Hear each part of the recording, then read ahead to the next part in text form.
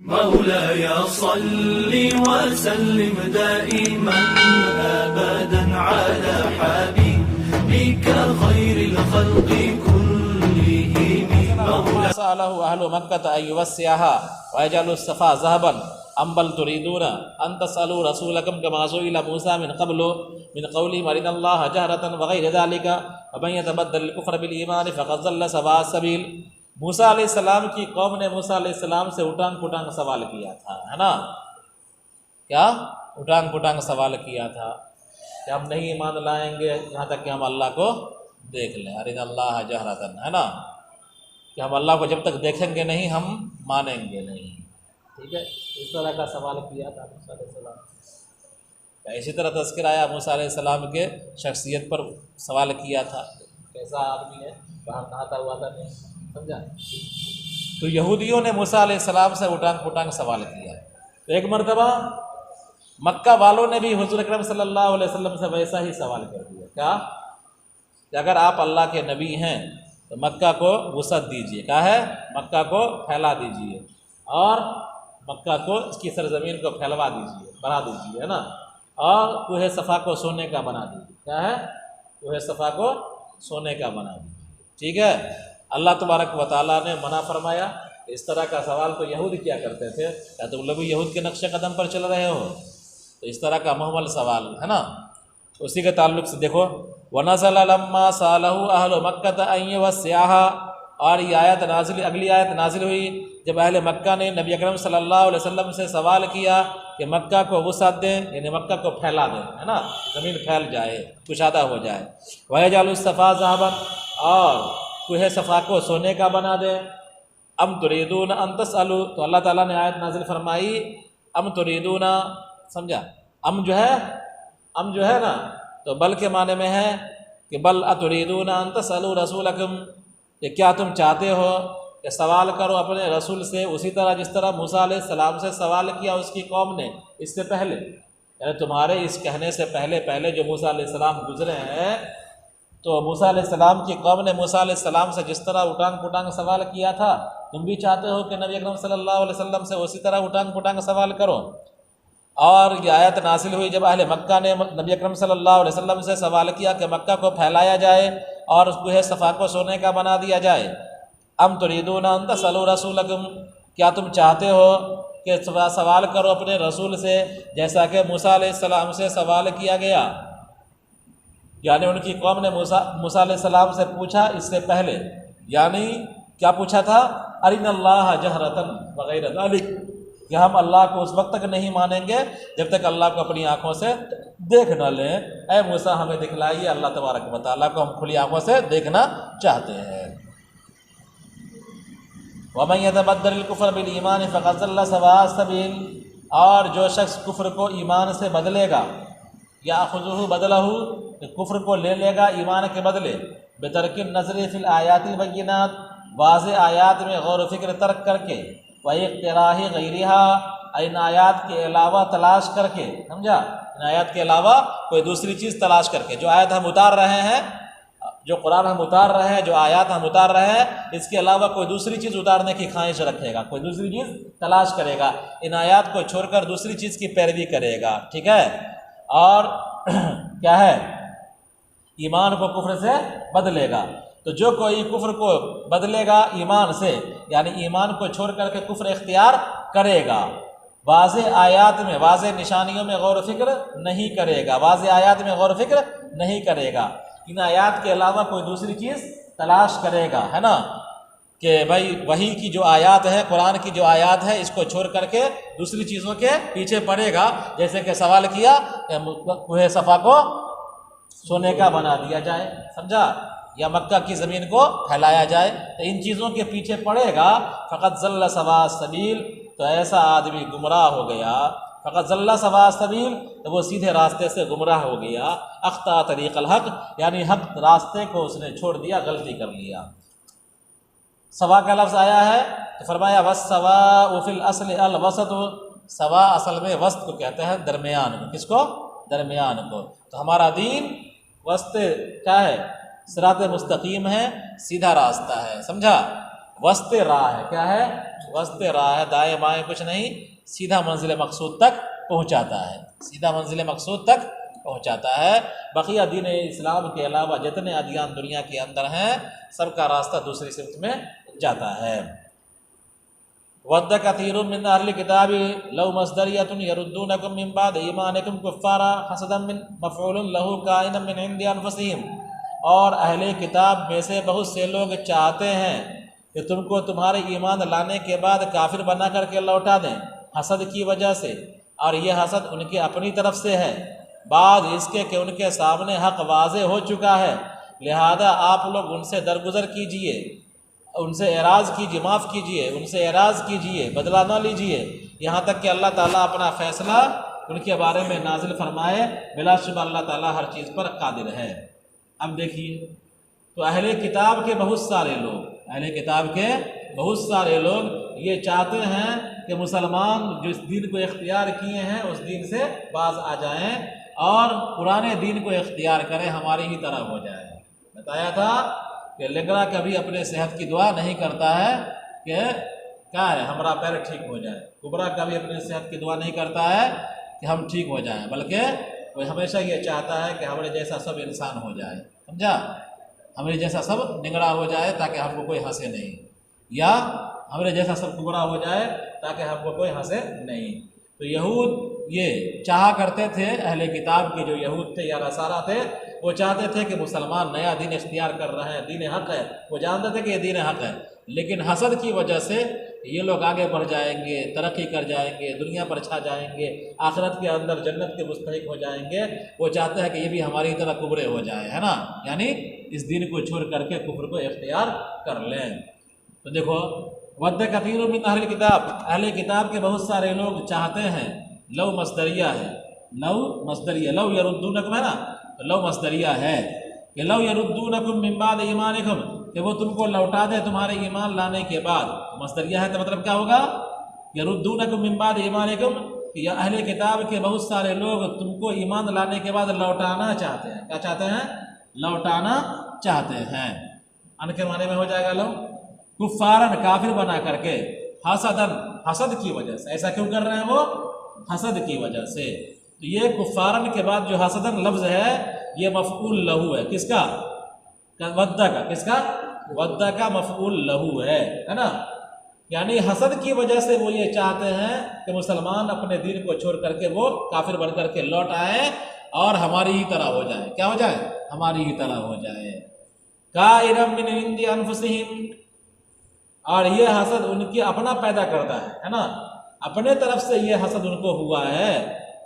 مسلمانوں کا اس میں کوئی قصور نہیں ہے. حملتہم علیہ انفسہم، کہ اس حسد پر ان کو آمادہ کیا ہے ان کے نفس نے، اس حسد پر ان کو آمادہ کیا ہے ان کے نفس نے. اور نفس سے مراد نفس خبیثہ ہے نا.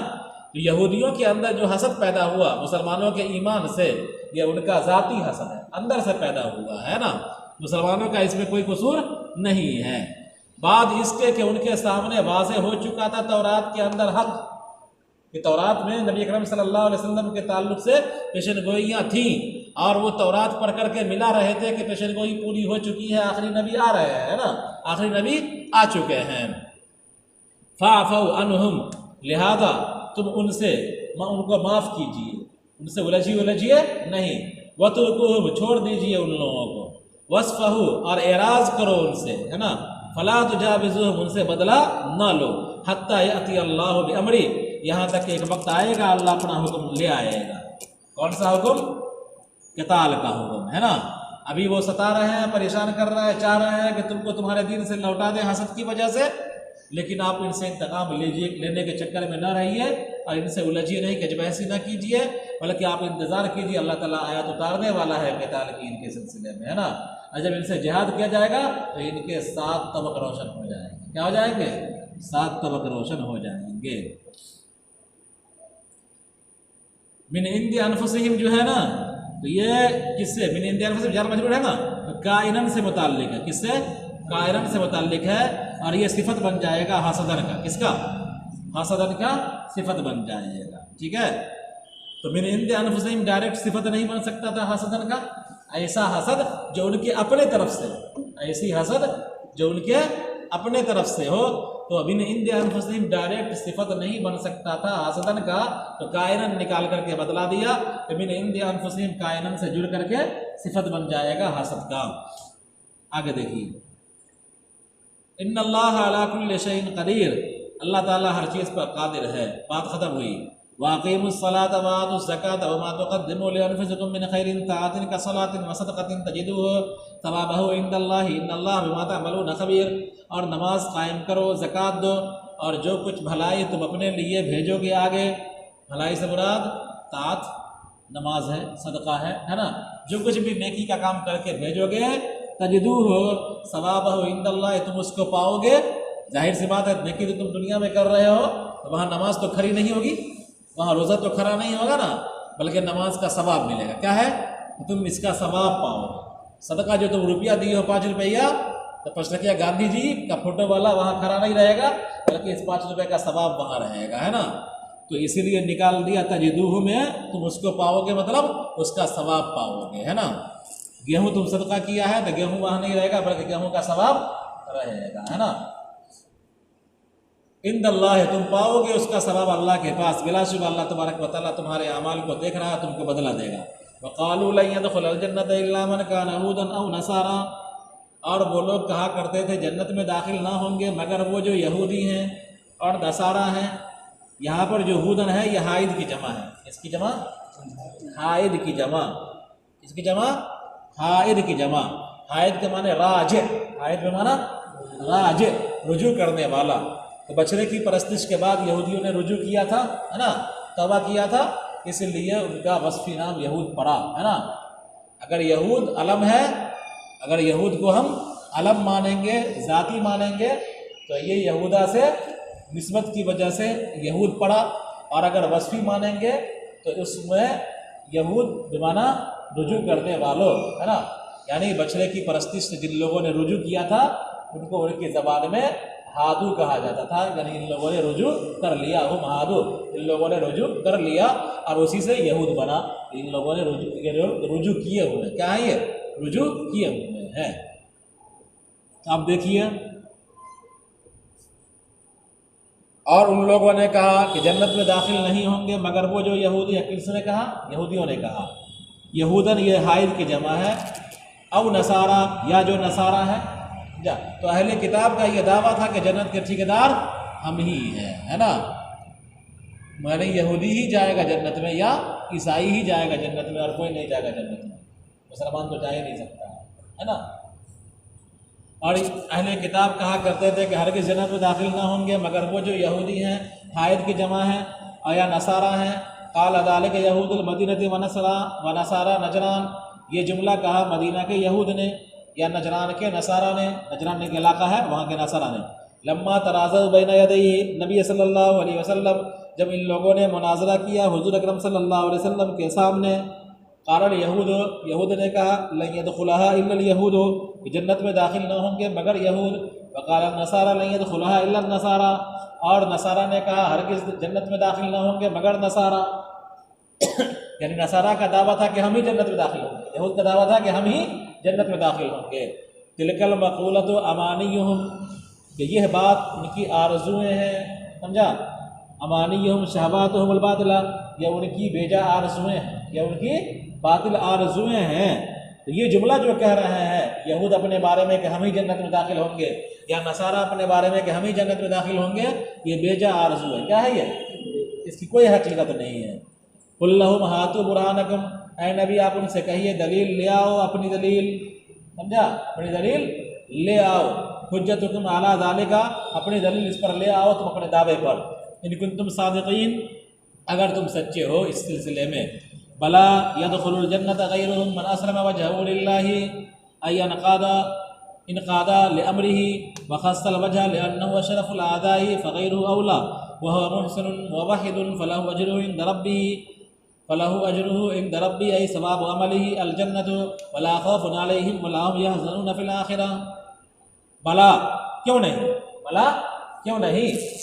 یعنی صرف یہود اور نصارہ جنت میں جو داخل ہونے کا دعویٰ کر رہے ہیں، یہ دعویٰ بوگس ہے۔ کیا ہے یہ؟ باطل دعویٰ ہے، یہ صرف ان کی باطل تمنائیں ہیں، باطل آرزویں ہیں۔ جنت میں داخل ہوں گے وہ تمام لوگ، کیا ہے؟ بلا، کیوں نہیں؟ جنت میں داخل ہوں گے ان کے علاوہ وہ تمام لوگ، یہود و نصارہ کے علاوہ وہ تمام لوگ جنہوں نے اپنے چہرے کو اللہ کے تابع کر دیا، سمجھا؟ جنہوں نے اپنے چہرہ اللہ کے سامنے جھکا لیا۔ ای انقاد لامرہ، کیا مطلب؟ اللہ کے حکم کے آگے سر تسلیم خم کر لیا۔ وخص الوجہ، اب سوال یہ پیدا ہوتا ہے کہ بھائی یہ وجہ کو خاص کا ہے کیا من اسلم، صرف من اسلم پڑھ دیتے کافی تھا، ہے نا؟